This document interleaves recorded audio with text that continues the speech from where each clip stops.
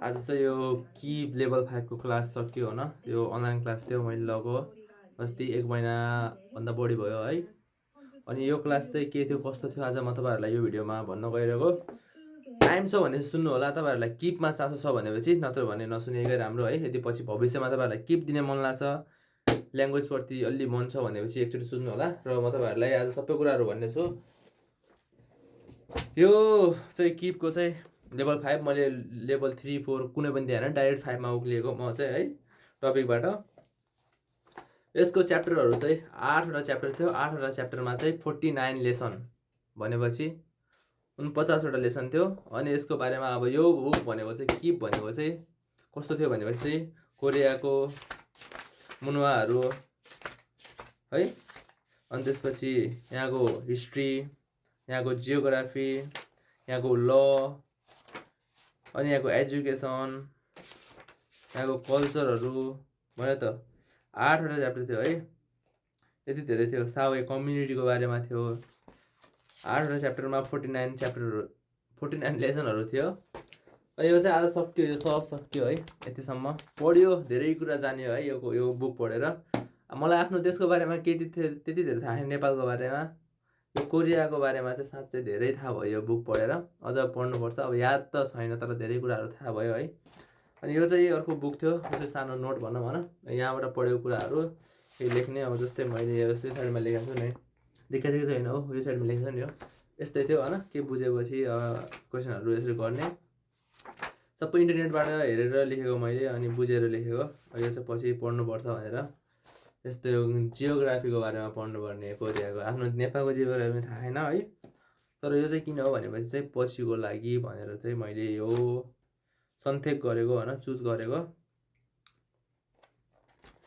यस्तो थियो, यस्तो के।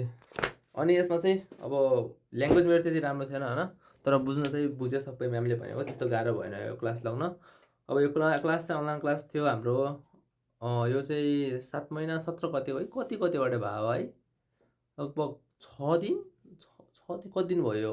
सधैँ सन्डे हुन्थ्यो, सन्डे हुन्थ्यो। 1 बजेबाट 9:30 बजीसम्म हुन्थ्यो। अनि त्यसमा चाहिँ 50 मिनट क्लास हुन्थ्यो। 50 मिनट क्लासमा चाहिँ 10 मिनट रेस्ट हुन्थ्यो है। अनि 10 मिनट रेस्टपछि फेरि क्लास हुन्थ्यो। अनि त्यो 50 मिनटमा पनि अनि मैले देखाएको त एउटा लेसन गरेर चाहिँ एउटा मान्छेलाई पढ्न दिने होइन। त्यो पढ्न दिएर चाहिँ अनि म्यामले पनि पढेर राम्रोसँग बुझाउनु हुन्थ्यो, सबै भन्नुहुन्थ्यो, एक्सप्लेन गर्नुहुन्थ्यो, सजिलो भएको थियो। अनि लास्टमा चाहिँ त्यो लेख्न दिनुहुन्थ्यो। अनि त्यसपछि चाहिँ एउटा बिचमा क्विज हुन्थ्यो। त्यो सबै पढिसकेपछि लास्टमा क्लास इन गर्ने बेला चाहिँ 30 मिनटको क्विज हुन्थ्यो। त्यति थियो क्लासमा चाहिँ। अनि अरू कुरा भन्दाखेरि चाहिँ एउटा अब क्लास लाग्दाखेरि चाहिँ कस्तो थियो भने चाहिँ मैले ल्यापटपबाट लगेँ क्लास, कहिले ल्यापटपबाट कहिले ट्याबबाट लगेँ। अनि क्लासमा चाहिँ तपाईँको भिडियो चाहिँ अलवेज अन हुनुपर्छ है, भिडियो क्यामेरा चाहिँ अलवेज अन हुनुपर्छ, माइक चाहिँ तपाईँको म्युट हुनुपर्छ। अनि तपाईँहरूले केही खान मन लाग्यो, के गर्नु पऱ्यो भने चाहिँ पाइँदैन, पानी मात्र पिउन पाउँछ। अनि अरू साइड ड्रिङ्कहरू चाहिँ पिउन पायो, खानेकुराहरू स्न्याकहरू त्यस्तो चाहिँ खान पाइएन। त्यस्तो थियो। अनि अरू कुराहरू भन्दाखेरि चाहिँ के थियो भन्दाखेरि त्यस्तो के थियो कस्तो यादै नआएको फेरि है। अनि अरू गर्दाखेरि चाहिँ हाम्रो यो टोटल क्लास आवर भनेको चाहिँ 70 घन्टा क्लास थियो। 70 घन्टामा चाहिँ 10 घन्टा चाहिँ अदर एक्टिभिटिजहरू गरेर चाहिँ, जस्तै कम्युनिटी भिजिट गरेर, जस्तै अस्ति मैले ब्लड डोनेट गरेको थिएँ होइन। त्यो ब्लड डोनेट गर्दाखेरि चाहिँ 4 घन्टा मेरो एजुकेसन कम्प्लिट भएको थियो। अनि त्यसपछि 4 घन्टा चाहिँ अरू कम्युनिटी भिजिट गरेर कम्प्लिट भएको थियो त्यो। अनि 2 घन्टा चाहिँ मैले त्यत्तिकै एउटा भिडियो हेरेर म्यामले रिकमेन्ड गर्नुभएको भिडियो हेरेर चाहिँ त्यो पनि कन्फर्म भएको थियो। त्यो चाहिँ 8 घन्टा मात्र भयो भने हुन्थ्यो, मैले 10 घन्टा गरेको थिएँ, त्यो भयो। अनि 60 घन्टा चाहिँ हाम्रो क्लास भयो है। अनि त्यो क्लास आज सक्यो। अनि त्यसपछि चाहिँ अब यसको इक्जाम चाहिँ अक्टोबरमा छ अनि एउटा डिसेम्बरमा छ। मैले चाहिँ अक्टोबरको इक्जाम एकचोटि दिन्छु भन्ने सोचिरहेको छु। अनि हामीले यो टपिक क्लास सकिसकेपछि चाहिँ टपिक क्लासको फिस पनि तिर्नुपर्ने हुन्छ। कति 7-8मा कति हो ट्याक्क चाहिँ मलाई थाहा भएन है, पैसा तिर्नुपर्ने हुन्छ। र यदि कुनै विद्यार्थी पढ्दै क्लास अब्सेन्ट भयो, आएन क्लास भनेपछि त्यतिखेर चाहिँ त्यो विद्यार्थीले डिस्काउन्ट पाउँदैन है, त्यस्तो नै गाह्रो हुन्छ। अरू कुराहरू पनि म कति बिर्सेको, धेरै कुराहरू बिर्सिसकेँ। अनि अरू कुराहरू के थियो भन्दाखेरि चाहिँ क्लासमा अब म्यामले पहिला चाहिँ ओरिएन्टेसन लाउनु भयो, त्यस्तै थियो।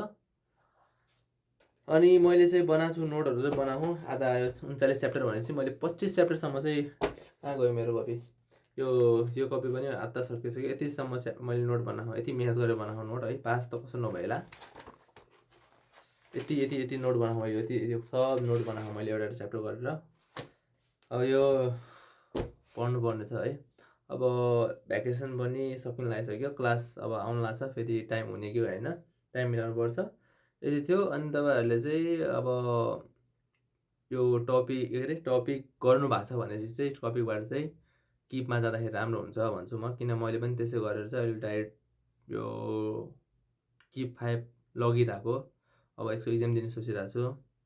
तर मलाई चाहिँ त्यो 1 2 3 4 किपको बारेमा चाहिँ केही थाहा छैन। तर 4हरूमासम्म चाहिँ त्यो भिडियो चाहिँ अफ भए नि हुन्थ्यो, तर चाहिँ 5मा चाहिँ अन गर्नै पर्छ भन्नुभएको थियो म्यामले। अनि यो हाम्रो जुन रेकर्डहरू हुन्छ, भिडियोहरू गरेको हुन्छ, सबै चाहिँ त्यो इमिग्रेसनमा जाँदो रहेछ कि, इमिग्रेसनमा गएर त्यहाँ रेकर्ड गर्ने रहेछ। खिरो हाँसेन नाफोदा हुन्छ कि। अनि त्यहाँ रेकर्डहरू गरेर चाहिँ पछि अब हाम्रो भिजाको लागि पछि भिजा सिन गर्दाखेरि चाहिँ के छ भनेपछि त्यहीँबाट फेरि के हुने रहेछ है, त्यस्तो थियो। अनि त्यसपछि एउटा फेरि के इम्पोर्टेन्ट थियो भनेपछि म्यामले जुन पढाइरहेको त्यो लेक्चरहरू हुन्छ त, नोटहरू चाहिँ हामीले फोटो खिच्न पाइन्थेन, त्यस्तो थियो। म्यामले चाहिँ इम्पोर्टेन्ट नोटहरू चाहिँ काकाओ ग्रुपमा पठाउनुहुन्थ्यो। काकाओ ग्रुप थियो होइन, त्यो काकाओ ग्रुपमा चाहिँ फेरि म्यामले मात्र म्यासेज गर्न मिल्ने, हामी कसैले म्यासेज गर्न मिल्थेन, त्यस्तो थियो। प्राइभेट थियो, म्यामले गरेको म्यासेज मात्र हेर्ने मिल्थ्यो, त्यस्तै थियो। अरू कुराहरू चाहिँ यस्तो के कुराहरू छुट्यो पनि होला है, तपाईँहरूलाई थाहा भनेर चाहिँ कमेन्ट गर्नु होला। सो मलाई थाहा भएको यति नै हो। तपाईँहरू कोरिया लामोसम्म बस्न चाहनुहुन्छ, के गर्न चाहनुहुन्छ भनेपछि चाहिँ किप दिनु होला, जसको भ्यालिडिटी लङ टर्म छ। र मैले चाहिँ त्यत्तिकै अहिले टाइम नभएर के गरौँ भइरहेको थियो, त्यही भएर नि दिएको मैले चाहिँ। अरू केही जान्ने विचार छ भने चाहिँ भन्नु होला होइन, मलाई पनि त्यति धेरै थाहा छैन। तपाईँहरूले धेरै भन्नुभयो भने चाहिँ म यस्तो सर्च गरेर अरूबाट बुझेर पनि भिडियो बनाउनेछु। आजको लागि यति नै। नमस्ते, जय नेपाल।